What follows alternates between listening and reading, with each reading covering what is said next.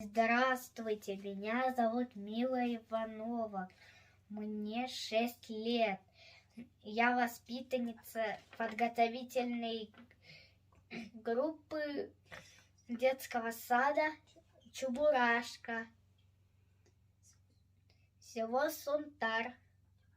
Математика в нашей жизни присутствует с самого рождения. Когда мы рождаемся, врачи сразу измеряют рост и вес. Такая интересная наука, как и математика, присутствует даже в жизни кошек.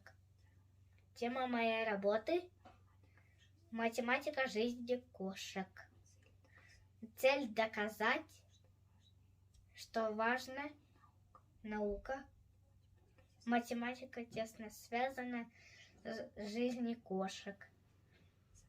Задача – найти интересные факты об удивительных животных кошек.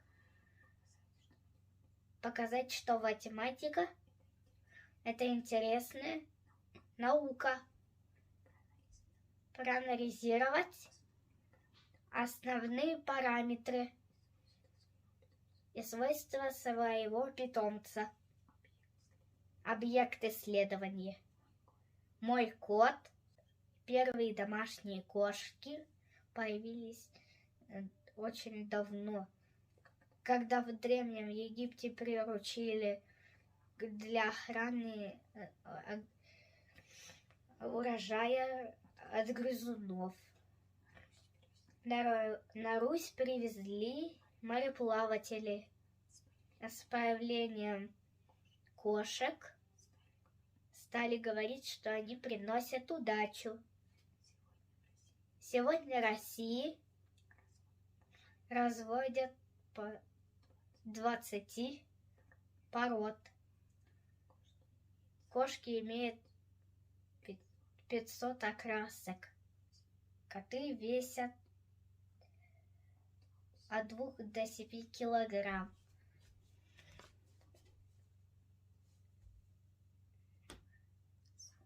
Самый тяжелый кот имел массу 21 килограмм.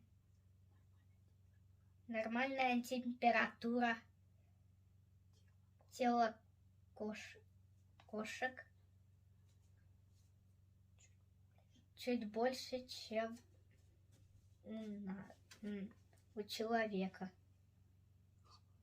Холодный нос обозначает, что мой кот здоров. У кошек 18 пальцев, по 5 на передних и по 4 на задних. Длина тела кошки 60 сантиметров. Хвост 30 сантиметров. У кошки 30 зубов. У кошек зубы очень острые. Обоняние у кошек в 14 раз сильнее, чем у человека.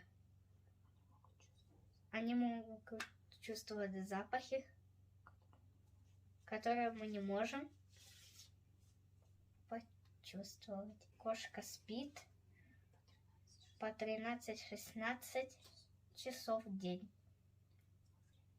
Во время сна они шевелят ушами, усами и лапами. Я измерила температуру тела своего кота. У него 38 градусов.